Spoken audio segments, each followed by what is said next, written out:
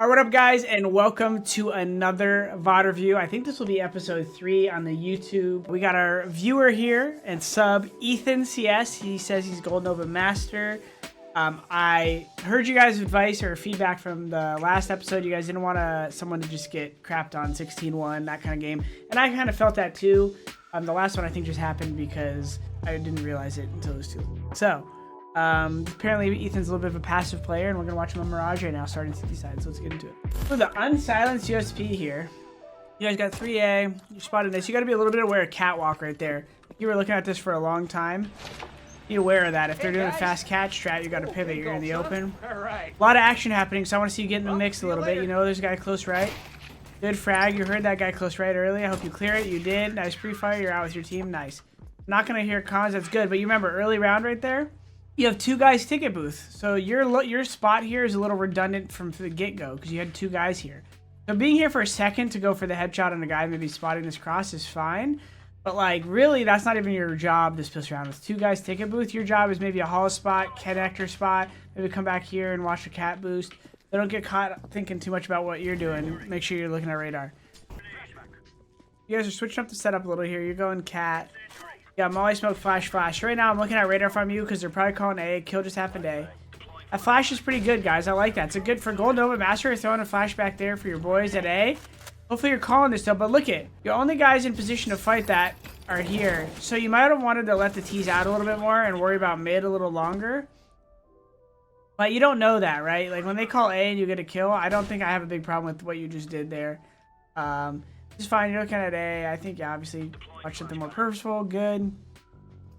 This is good. This is a little risky. 4v4, I don't hate it. If you were man up, I would say it's a bad play. Right when you do a play like that, watch for him to come through, right? Do you shoot? Be aware. Some people like to scrim through when they hear an opera shoot, so be aware of that. Someone hiding in the smoke. Good pivoting. Good pivoting. Maybe a jiggle right there next time. You don't know. That guy could have timed you based off sound and walked up right here. Sometimes I would like to see a jiggle right there when you go to re-peek, not just a straight up peek.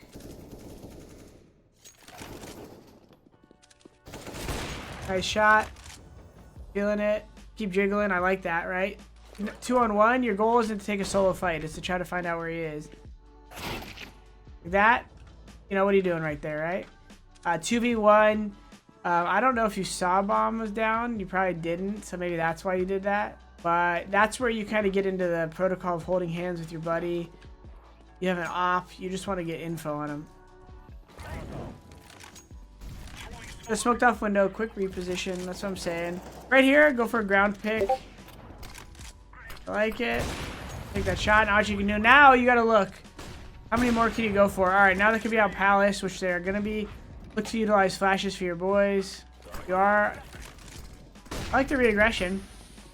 You saw him balcony. Crazy. I love it. Yeah. A little overextended. I mean, confidence doesn't kill right there, so I like that you did that. Obviously, you could make a couple situational arguments about, since you're the opper, maybe try to play more support after you take these fights. You know, like this angle is great. This is super powerful because they have to swing it. But beyond that angle, this doesn't really get you much more, except now you have to worry about flicking up there and there. But here, gets you quite a bit of action because a lot of T's, they're either going to swing here or they're going to swing here. A lot of people don't swing just to peek that from here. They swing to peek this from here. So that's why a lot of times this angle, just tight off this, is the best. It's kind of diminishing returns getting too far out here with an op, right, versus a rifle. Okay, you have man down, smoke molly flash. You have a guy connector. I'm thinking flash for your guy con in a sec right here. Before you molly that, like, if a good pop flash, you might have been able to get him that kill. And see, like, so right there, that's really just like selfish thinking. I don't hate you using that smoke on Cat for that exact fight in a different scenario, but watch this, watch this. Your guy dies right here, connector. You have another guy coming to connector, so you can see him on X-ray. I think right here you get a flash ready for him. I don't hate your play walking up. Actually, right here. I just think, yeah, first of all, you don't know who's coming underpass. I think if you just look for this fight for a second, not so bad. And really, like, honestly, I'm nitpicking. I think it's very, very good to play off these smokes and do stuff. I think, like, you definitely could have had a higher chance of just a quick flash when he's there and look for a kill. Good point, yeah. Good flank though.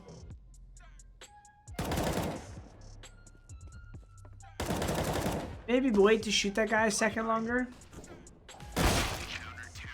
Okay, so someone in chat's asking a question right now about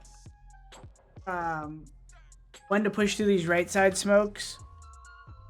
So right when they come out, there's a couple ways to think about this. If the smoke is clouded out, they are going to be pathing like this. Normally it's like one guy's going to clear under balk, second guy's crossing to like sandwich or something close, and third guy's jumping upstairs. Sometimes it's 1 and 2 going here.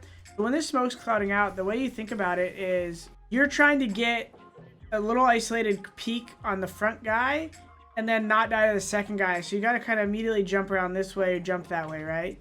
So if you're going to flash through, the only reason you should flash is if you think, like, say this first guy gets a kill here on radar and you know he's way ahead of everybody. Sometimes flashing deep Tetris, like right from here to here, is good because it blinds the guys in the back who would maybe trade out you right here. And that first guy who you think might have already got to like here, you could peek and take that fight. So you flash the guys in the back of the batch and you catch the guy in the beginning.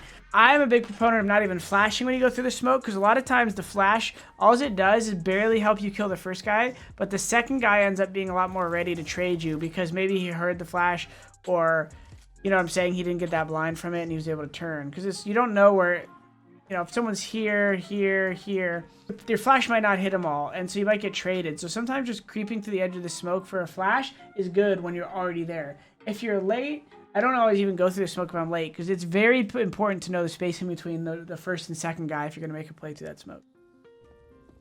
I think right here, you know, he's capped, so let's look at radar. Let's see the timing. You have a guy out Tetris. You shoot at that guy. This guy then knows you're mid. You kind of run away, walk back, run back. Throw flash, so he knows you're here. You're not hiding from anyone. Clear cow, this is good. I think right here, though, like, dang, that's risky. Like, I think it's even risky one up. You killed the cat guy. Normally, that's the only guy who's going to shoot you in the back. I wouldn't be scared right here. Next time you get that cat kill, of just, like, posting and waiting here and then, like, maybe throwing a flash. Like, I honestly thought this guy would challenge you. So, I guess you're lucky that that didn't happen. All right, welcome to another episode. This is going to be part 2 of this VOD review. This is Icy Fire. He is level 6 on Face It. This is another Mirage game. Mirage 1915. This one goes OT. So we're going to kind of skip through this one and figure out some things to help him with. Got your little jump. Oh, you got another smoke. You know it. Nice. I was about to say, you're kind of wide in the open. Look at your crosshairs looking nowhere right now. When you're scaling like that, when you're scaling, you throw this smoke, you come out here, you hold that, you hold this. You might as well put your crosshair where someone's most likely to swing, which is going to be a window or here. This spot's pretty common, but like your team is also pressuring A at the same time, so it's like either way, you just got to choose something to look at. You were just kind of look in the middle of nowhere.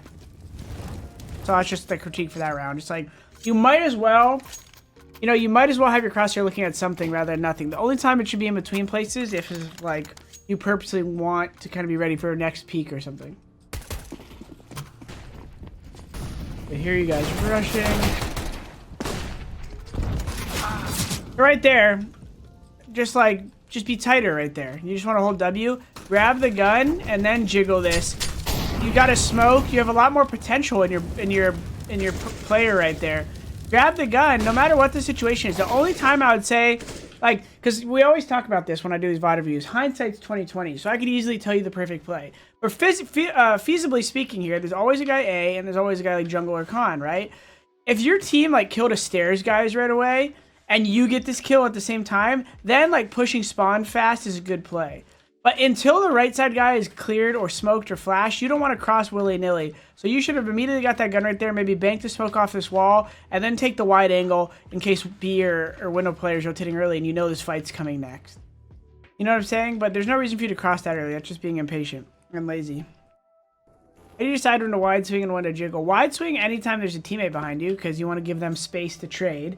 If you're by yourself, either is fine. A jiggle is generally because a jiggle's good if a guy's low HP, if he's opping or something, right? Because if a guy's low HP and you come around this corner and jiggle right here and he shoots at you, like his element of surprise is gone and you can kind of just take that comfortable fight. But if someone's got low HP versus you, the only way they can normally win a fight against you is if they have like a better angle they're hiding. So by jiggling, you can kind of like cause them to shoot at you and get some info. Or versus an opera, you cause them to miss a shot. That's why you jiggle versus wide peak. One. As you're getting up. Honestly, right here, I'd almost consider, and you don't know if the guy fell back, one of them, you know, one did. Could probably lurk up into this corner right here. They did happen to both go far away.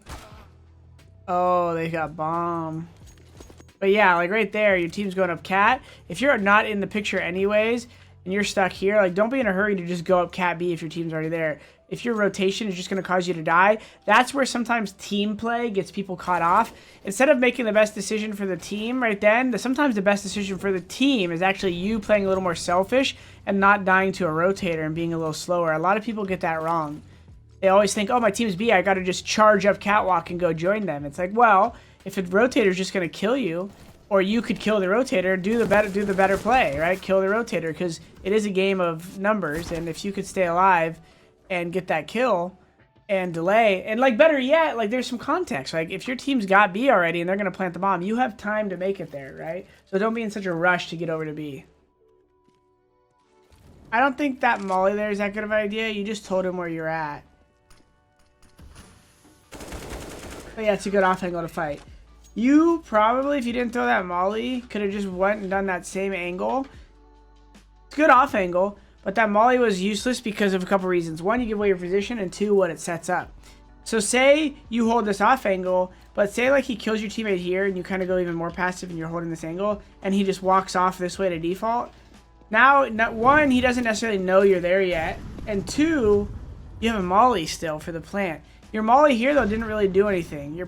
That's a common mistake people do. They throw util that they don't need to, but all it does is give away your position. Because all that's going to happen is you give away your position, your teammates spawn, he's just going to run out and know where to look for you. Make sense? They're calling A smokes. You should clear underpass. Your boy cleared it with you. All right.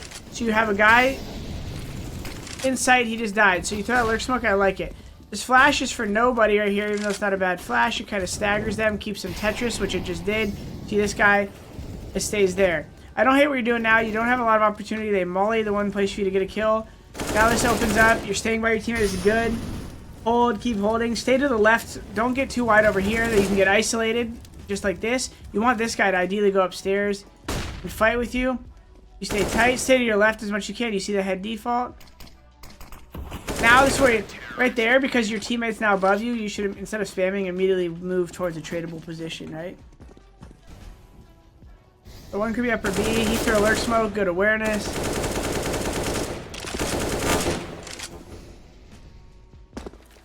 Staying home as the B player. That's good. Some B players would have left too early. No, you know a guy died under window, right? You know it? There's a on cat. Nice. Good job. Think. Whoa. Yeah, I was gonna say that was dangerous. Gotta get that smoke off faster. GG. Overall, you had a good aggressiveness. If I was to recap that, I liked your aggression. I think you need to tighten up the pre-aims a little bit. I think occasionally look for making your flash timing better. Like you have good ideas with flashes. Try to make it so it's a little bit more impactful. Keep staying close to teammates for trading. Don't get too caught in your own zone. And I think you'll start to see some basic improvements. Thanks again for watching, guys. I appreciate it. And thank you, Icy Fire, for submitting the demo.